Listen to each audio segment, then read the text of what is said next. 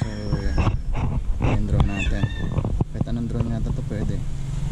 So halimbawa nawala yung drone natin, bumagsak kung saan, punta tayo sa profile, tapos may makita tayo dito ang offline map.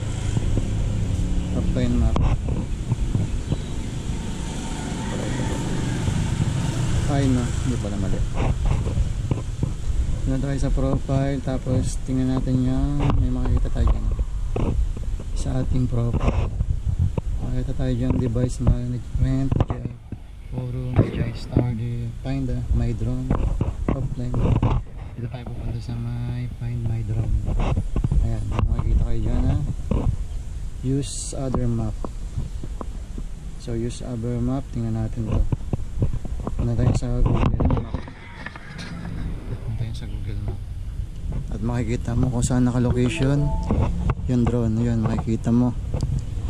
Saka pa may isa pang choice. So ito pa yung isa. Halimbawa hindi mo talaga makita, ito pipindutin mo start, flashing and beeping. So siguro pag may battery pa yung drone. Yan. Tapos makikita mo dito sa map nya kung nasaan.